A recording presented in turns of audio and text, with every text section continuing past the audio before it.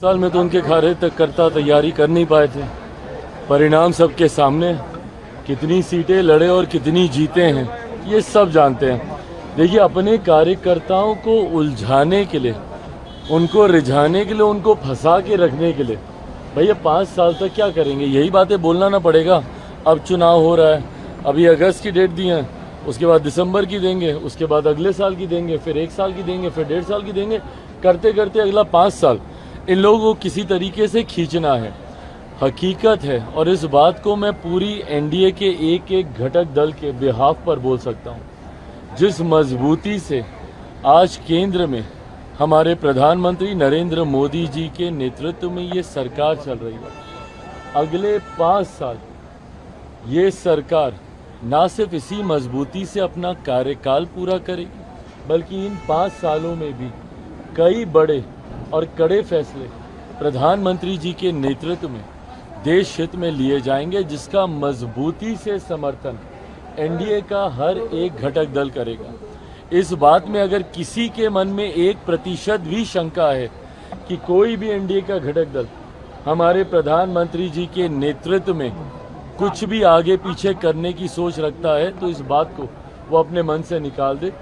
सहज सबने प्रधानमंत्री जी के नेतृत्व को स्वीकार किया है और उन्हीं के नेतृत्व में 5 साल ये सरकार मजबूती से अपना कार्यकाल पूरा करेगी। लगातार बिहार में लॉ और ऑर्डर को लेकर सवाल खड़े कर रहे हैं कि 3 दिनों में 30-40 घटनाएं घट रही है बिहार के अलग-अलग जिले में। देखिए, मैं इस बात को सफाई इस बात से कतई नहीं दूंगा कि जब इनकी सरकार थी तो क्या होता था। बिहार में 90 का दशक जंगल राज के वजह से जाना इसीलिए गया क्योंकि इन लोगों के सरकार में क्या होता था। दिक्कत यह है ना कि विपक्ष में जाते ही ठीक है, आप निभाइए भाई, विपक्ष की भूमिका आप निभाइए, पर सकारात्मक विपक्ष की भूमिका होनी चाहिए। आप एक ऐसी भूमिका निभाइए जहां पे लगे सरकार को कि विपक्ष भी साथ में मिलकर प्रदेश के हित की बात करता है।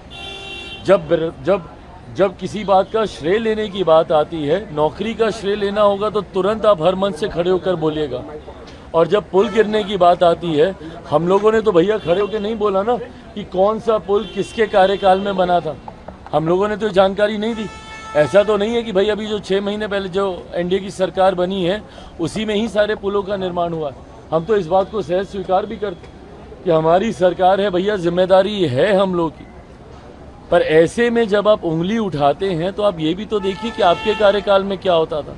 बनिस्बत उसके चीज़ों को बहुत बेहतर किया गया है और आने वाले दिनों में बेहतर किया जाएगा। लॉ एंड ऑर्डर हम लोगों के लिए भी चिंता का विषय है और हम लोगों ने भी इस बात के लिए मुख्यमंत्री जी से हम लोगों ने भी आग्रह किया है कि जिस तरीके से लॉ एंड ऑर्डर की का विषय है उस पर हम लोगों को चिंतित होकर कड़े कदम उठाने की ज़रूरत है।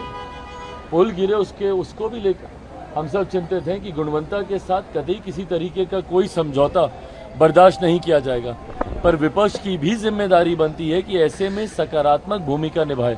राहुल गांधी है वो आरोप लगाए थे कि रक्षा मंत्री पर कि अग्निवीर के शहीदों को मुआवजे नहीं मिले, उस पर सेना के जवानों ने भी जवाब दिया है, ट्वीट किया है कि नहीं उनको पैसा मिला। भाई, ये गलत तथ्यात्मक जानकारी सदन के पटल पर आप रखिएगा और आज की तारीख में आप सिर्फ एक सांसद की भूमिका में नहीं है ना कि आप कुछ भी आए बोले और चले गए। आज की तारीख में से एक संवैधानिक पद पर आप बैठे हुए हैं। एलओपी की पद की एक अपनी गंभीरता होती है और उसको गंभीरता से लिए जाना ज़रूरी है। उस दिन एलओपी के तौर पर जो उनका पहला संबोधन था उसमें तमाम गलत तथ्यात्मक जानकारियां उन्होंने सदन के पटल पर रखने का उन्होंने काम किया। जिस तरीके से व्यक्तिगत टिप्पणी एक एलओपी होने के नाते उन्होंने प्रधानमंत्री जी पर की, उन्होंने चेयर पर की, और जिस तरीके से अलग अलग धर्म में आस्था रखने वाले लोगों की आस्था के साथ उन्होंने खिलवाड़ करने का काम किया। कभी महादेव की तस्वीर को लहराना, कभी अलग अलग धर्म की तस्वीर को लहराना, और उसके बाद जितने धर्म गुरु हैं उन्होंने सामने आकर उससे अपनी असहमति दर्ज की।